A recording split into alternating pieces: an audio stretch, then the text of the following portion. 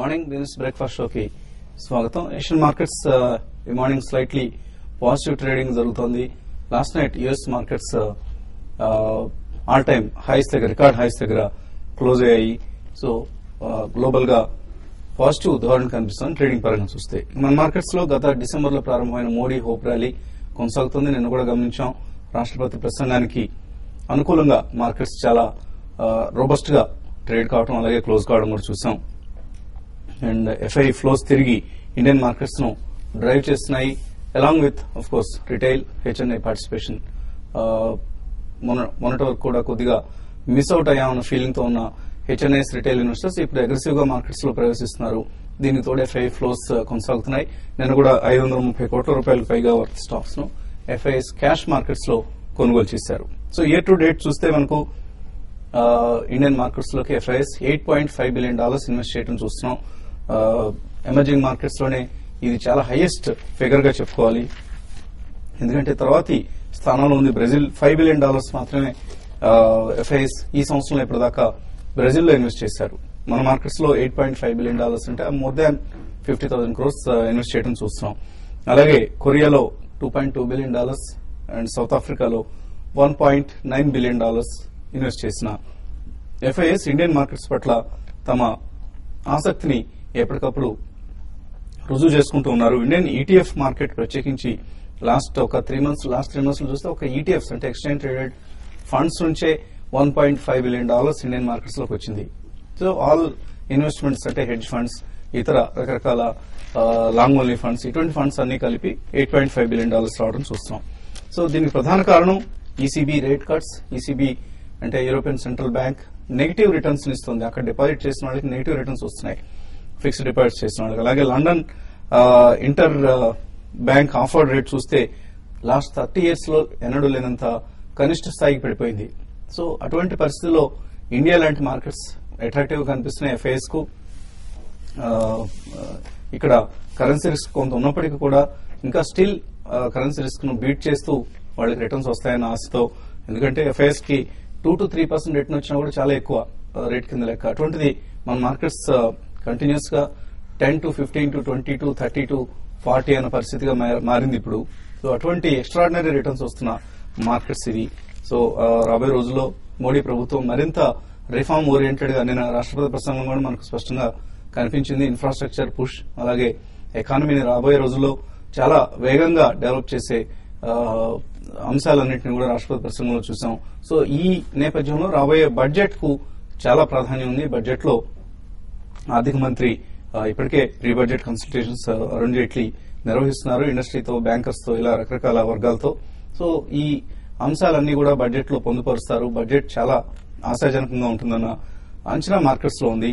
అందుకని ఒక pre budget rally చూస్తున్నాం. ఈ దశలో మనం మేబీ 8,000 లాంటి లెవెల్స్ ను బడ్జెట్ ముందే చూసినా కూడా మనం ఆశ్చర్యపోనవసరం లేదు. సో అందుకే ఇవాళ ready to ride Modi wave. Of course ఇవన్నీ మనం డైలీ మనం చెప్పుకుంటున్న స్టాక్సే. మరొకసారి ఎకనామిక్ టైమ్స్ లో ఇచ్చిన ఈ లిస్ట్ ను ఒకసారి పునశ్చరణం చేసుకుంటే మోడీ వేవ్ లో రాబోయే రోజుల్లో మరింతగా లాభపడనున్న స్టాక్స్, సెక్టర్స్ ఇవి ఎప్పటికప్పుడు ఇన్వెస్టర్స్ ను తోలుస్తూ ఉంటాయి.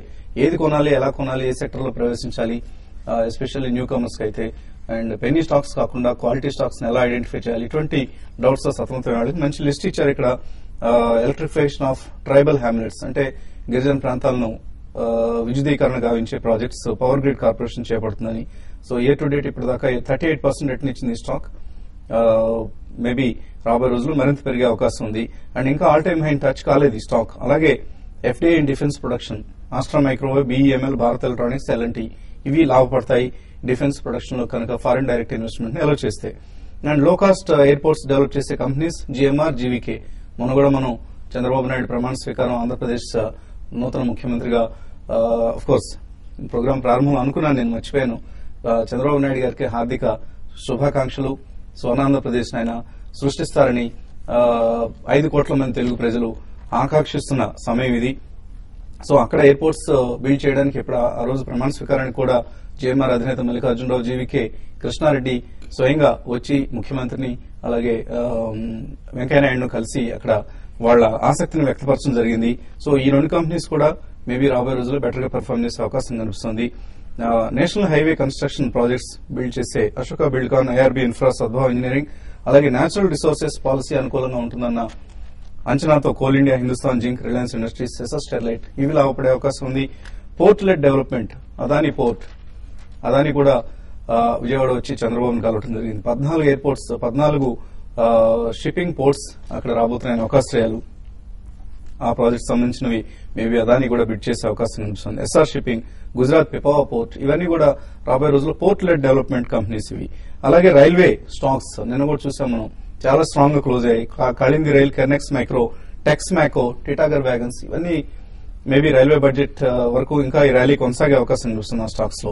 అలాగే river linking, Ganga cleaning projects ఇవి వస్తాయన్న ఆశతో డ్రెడ్జింగ్ కార్పొరేషన్ కావచ్చు, ఐటీడీ, సిమెంటేషన్ ఇండియా, విఏటెక్, వ్యాబాగ్ ఇది మరొక చాలా ఇంట్రెస్టింగ్ స్టాక్. అందరూ తప్పనిసరిగా తమ పోర్ట్ఫోలియోస్ లో యాడ్ చేసుకోవాల్సిన stock even at this price. అలాగే 100 న్యూ సిటీస్ ని డెవలప్ చేస్తారన్న ఉద్దేశంతో ACC, Ambuja cements, Grasim, UltraTech ఈ కంపెనీస్ కి రాబోతున్న కొత్త రాష్ట్రం ఆంధ్రప్రదేశ్ నుంచి కూడా చాలా స్ట్రాంగ్ ఆర్డర్స్ వస్తాయి. అందుకే మిగతా రాష్ట్రాల్లో 10 నుంచి 20 రూపాయలు పెరిగిన సిమెంట్ బ్యాగ్ మన రాష్ట్రంలో 60 రూపాయల వరకు కూడా పెరగడం చూస్తాం. సో ఇవన్నీ ఈ స్టాక్స్ అన్ని కూడా రాబోయే రోజుల్లో ఇంకా మరింత ఎక్స్ట్రాడినరీ రిటర్న్స్ ఇచ్చే అవకాశం ఉంది. మేబీ మధ్యాహ్నం ప్రోగ్రామ్ లో దీనికి సంబంధించిన లిస్ట్ ను కూడా మనం మరొకసారి డిస్ప్లే చేద్దాం.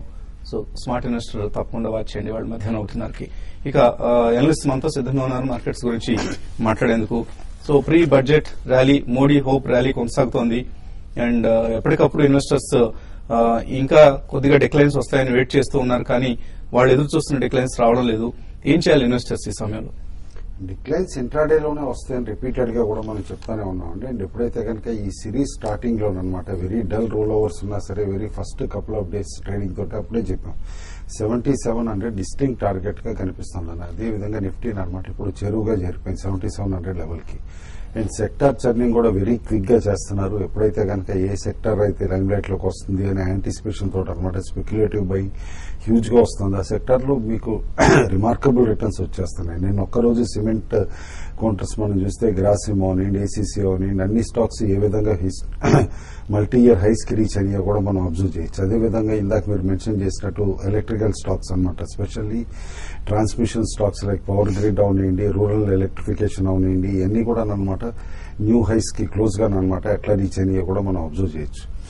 మార్కెట్ లో మాత్రం కంటిన్యూస్ గా ఇంకా లాంగ్ పొజిషన్స్ మెయింటైన్ చేయొచ్చు. బట్ డెఫినెట్లీ ఇక్కడ కొంచెం కన్సర్న్ అయితే ఉంది, ఎందుకంటే టూ ఫాస్ట్ ఫర్ కంఫర్ట్ అని కూడా కొంచెం ఫీలింగ్ ఇప్పుడిప్పుడే జనరేట్ అవుతుంది. కాబట్టి ఒక ట్రైలింగ్ స్టాప్ లాస్ అంటూ పెట్టుకుని ప్రాఫిట్స్ మాత్రం ఖచ్చితంగా ప్రొటెక్ట్ చేసుకోవడానికి ఉంచాలి అని చెప్పేసి సజెస్ట్ చేస్తాను. ఎందుకంటే కరెక్షన్స్ చెప్పి రావు అనమాట. బట్ డెఫినెట్లీ ఇప్పుడు ఏదైతే హోప్ తోటి ఉందో, అండ్ నిన్న ప్రెసిడెంట్ స్పీచ్ లో 5 పాయింట్ ఎజెండాలో ఏదైతే కనుక ప్రొజెక్ట్ చేసి చెప్పారో అనమాట, ఇండియా గవర్నమెంట్ ఎట్లా ఉండబోతుంది, బడ్జెట్ ఎట్లా ఉండబోతుంది అంటే కొంచెం ఇండికేషన్స్ వచ్చినాయి. డెఫినెట్లీ ఇన్ఫ్రాస్ట్రక్చర్ స్టాక్స్ అనమాట ఇక్కడి నుంచి కూడా బాగా పెరిగే పాసిబిలిటీ ఉంది. అగ్రి పైన కూడా కాస్త కాన్సన్ట్రేషన్ ఉంటుంది, ఎందుకంటే నిన్న క్లియర్ గా మెన్షన్ చేశారనమాట ఈ సంవత్సరం మాన్సూన్ అనమాట అనుకున్నంత బాగా ఉండకపోవచ్చు అనే థ్రెట్ ఉంది. కాబట్టి అగ్రికి కూడా కొంచెం పెద్దపేటేస్తారని చెప్పేసి అనుకుంటున్నా. కాబట్టి at some point fertiliser stocks కూడా రీరేట్ అయ్యే పాసిబిలిటీ ఉందన్నమాట. ఓవరాల్ గా మాత్రం మార్కెట్ డెఫినెట్లీ ఇంకా చాలా అండర్ కరెంట్ స్ట్రాంగ్ గా ఉంది కాబట్టి పొజిషన్స్ లాంగ్ గానే ఉంచమంటాను. But mid cap, small cap లో కూడా కొంచెం వాల్యుయేషన్ స్లోగా ప్రైజీ అవుతున్నాయి. కాబట్టి స్టాక్స్ చూస్ చేసుకునేటప్పుడు మాత్రం జాగ్రత్తగా ఉండమని చెప్పేసి సజెస్ట్ చేస్తాను. ఫండమెంటల్లీ సౌండ్, Q4 రిజల్ట్స్ బాగుండి, యాన్యువల్ రిజల్ట్స్ బాగున్న స్టాక్స్ ని అండ్ విజిబిలిటీ ఆఫ్ ఎర్నింగ్స్ కూడా ఉన్న స్టాక్స్ ని బై చేయమని చెప్పేసి రికమెండ్ చేస్తాను. సో మ్యూచువల్ ఫండ్స్ లో ఎటువంటి స్కీమ్స్ అవుట్ పెర్ఫార్మ్ చేస్తున్నాయి? ఏ స్కీమ్ ను మీరు రికమెండ్ చేస్తారు ఇవాళ ఇన్వెస్టర్స్ కోసం? ప్రిడామినెంట్ గా mid and small cap out perform చేస్తున్నాయండి. టెక్నాలజీ సెక్టర్ కానీ, ఇన్ఫ్రాస్ట్రక్చర్, ఇటువంటి బ్యాంకింగ్ సెక్టర్ అంటే సెక్టరల్ ఫండ్స్ అవుట్ పర్ఫార్మ్ చేస్తున్నాయి. బట్ ఇవాళ మాత్రం I think I would look at ICICI prudential dynamic equity fund. It's a multi cap fund. So investors ఇంతవరకు ఏవైతే exposure తీసుకెళ్లేదో ఇప్పటి నుండి అయినా కొంచెం ఎక్స్పోజర్ తీసుకుంటే I think probably you could look at this particular scheme. Second, Birla sun life front line equity fund. It's a multi cap fund. So ఈ రెండు schemes మాత్రం తప్పకుండా తీసుకోండి. But take exposure into equity. ఎందుకంటే లాస్ట్ 1 year తీసుకున్నా కూడా, last 15 days తీసుకున్నా, last 3 months తీసుకున్నా, only gold is under performant in negative return. So don't allocate more into gold. Get into equities, make positive returns. ఎందుకంటే ఇటువంటి markets మీకు రావు. So timing అనేది చాలా కష్టం. So at least take 15-20% equity and then stay put for 1 year 2 years.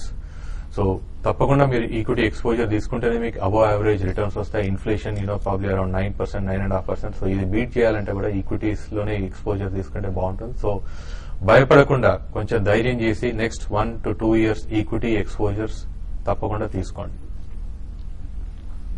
Okay అండి. So market లో majority of the investors bullish గా ఉన్న సమయం ఇది. And maybe 9 out of 10 bullish గా ఉన్న సమయం ఇది, ఆర్ ఈవెన్ 10 out of 10 కూడా. సో మరింత ర్యాలీస్ ఉంటాయి. కాకపోతే కొద్దిగా ప్రాఫిట్స్ బుక్ చేస్తూ ఉండండి. మరి టూ మచ్ హైప్ కూడా పనికిరాదు. కొద్దిగా ఎప్పటికప్పుడు ప్రాఫిట్స్ బుక్ చేసి ఆ క్యాష్ తీసి వేరే విధంగా వినియోగించుకునే ప్రయత్నించండి, వేరే విధంగా ఇన్వెస్ట్ చేసే ప్రయత్నం చేయండి.